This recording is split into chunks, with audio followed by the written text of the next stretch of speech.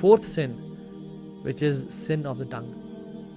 رسول اللہ صلی اللہ علیہ وسلم نے فرمایا، حدیث کا مفہوم ہے کہ جسم کے تمام اعضاء روزانہ زبان کو مخاطب کر کے اس کو کہتے ہیں کہ اگر تو سلامت رہی تو ہم سلامت رہیں گے، ہم بچ جائیں گے، اگر تم سلامت نہ رہی تو ہم سب برباد ہو جائیں گے. مینس کہ تم نے اگر اپنے آپ پہ کنٹرول رکھا تو ہم بچ جائیں گے، we'll be safe from the punishment of hellfire. لیکن if you make yourself let loose and you speak words which are not correct, تو پھر کیا ہوگا؟ ہم سب تباہ و برباد کر جائیں گے.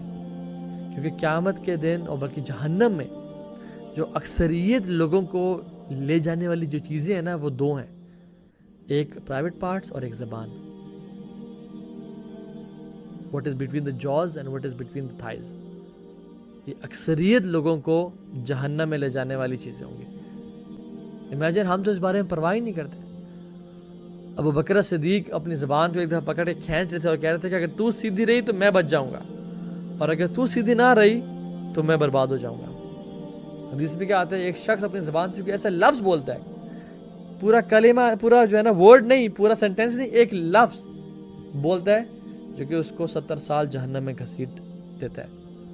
مطلب ہی ڈائیوز ان جہنم فار 70 ایئرز ایک لفظ کی وجہ سے. جس کا اچھا حدیث میں کیا آتا ہے کہ جس کو وہ پرواہ نہیں کرتا، جس کو وہ بڑا سمجھتا ہی نہیں ہے، جس کا وہ بڑا گمان ہی نہیں کرتا کہ دس از سم تھنگ کہ میں نے کیا بری بات کر دی. نہیں، وہ کہتا ہے کہ یار کوئی تو کچھ بھی نہیں. اور سو ہی اسپیکس اٹ. جیسے مکھی بیٹھی اڑا دی نا، we don't think about too much کہ یار مکھی بیٹھی تھی آج دن میں نے اڑا دی. نہیں، we doesn't care about that word. کہتے وہ بولتا ہے 70 سال اس کو جہنم میں وہ لفظ گھسیٹ دیتا ہے. یہ زبان کے ایک زبان سے نکلے الفاظ اور کمان سے نکلے ہوا تیر کبھی واپس نہیں آتے. اور جتنا زبان آج کل ڈیمیج کر رہی ہے ہماری فیملیز کو، ساس بہو کے جھگڑے، میاں بیوی کے جھگڑے، لان تان، جتنے ایشوز ہیں، واللہ اگر ہمیں زبان اور کنٹرول کر کے بیٹھ جائے نا، ہماری زندگی آسان ہو جائے گی. ایک بہو تھی بلکہ ایک ساس تھی غالباً، اپنے ایک پیر صاحب کے پاس گئے، کہا کہ پیر صاحب کوئی ایسا نسخہ دیں اور کمال کا جو میں کروں میرا بہو سے پھٹا نہ ہو. تو انہوں نے نا بڑے محنت کر کے نا بڑا مہنگا نسخہ بنا کے دیا اور کہا کہ یہ آپ لے جائیں، جب بھی تمہاری بہو تمہارے سامنے آئے نا، تم نے زور سے نا دانتوں میں اس کو چبا کے رکھ لینا ہے، تم نے اس کو چھوڑنا نہیں ہے، تبھی نسخہ کام کرے گا، ورنہ کام نہیں کرے گا. تو کیا کرتی، جب بھی بہو سامنے آتی وہ اپنے دانت میں وہ ڈالتی اور زور سے چبا لیتی. تو کچھ دن بعد جو ہے نا وہ آئی، کیا پیر کمال، میں تو مان گئی آپ کو تو بڑے پہنچے ہوئے انسان کہ آپ نے جو نسخہ دیا تھا وہ ہمارے پھڈا ختم ہو گیا، ہم بالکل سکون سے رہنے شروع ہو گیا، بڑا کمال تھا کیا اس میں؟ کہتے اس میں کچھ بھی نہیں تھا، بس میں نے اس میں لکیریں ڈال کے تمہیں دے دیا تھا، اصل تمہارا منہ بند کرانا تھا. اگر تمہارا منہ بند کر لو تو یہ پھڑے ہی نہ ہو. سلف صالحین میں سے لوگ کہتے تھے کہ ایک دو اسٹوڈنٹس آف نالج تھے. They were studying from a sheikh. One became a speaker and one became a person who remained silent. تو جو چپ رہتے تھے نا، ان کو خط لکھا ان شخص نے جو کہ بہت دین کے کام کرتے تھے.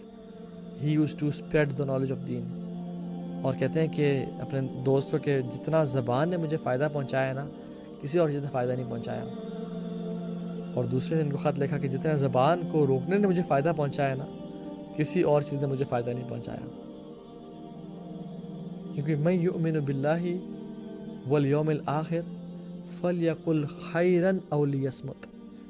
جو اللہ پہ اور آخرت دن پہ ایمان رکھتا ہے نا، اللہ کے نبی صلی اللہ علیہ وسلم ہمیں غیرت دلا رہے ہیں. اگر تم اللہ پہ اور آخرت کے دن پہ ایمان رکھتے ہو نا، تو یہ تو خیر کی بات کرو یا پھر چپ رہو. اور ہم سے چپ بیٹھا نہیں جاتا. ہم کیسے ہو جائے کہ ہم چپ بیٹھ جائیں؟ تو اسے کنٹرول کریں. اور ینگسٹرز والعیاذ باللہ ایسی زبان سے گالیاں نکال دینا، اور آؤٹ آف فن دوسروں کو یہ جگتیں ہوتی ہیں، یہ جو اللہ معاف کرے ایسی جو ہوتی ہیں جو کہ ماں باپ کی ڈس رسپیکٹ ہوتی ہے اور کیا کچھ نہیں ہوتا اس میں، شکل کو بگاڑنے والی باتیں اور فیملی پہ لان تان اور شکل پہ لان تان. ایک مومن کبھی لان تان کرنے والا نہیں ہوتا، کبھی بد دعا دینے والا نہیں ہوتا. تو اپنے زبان کی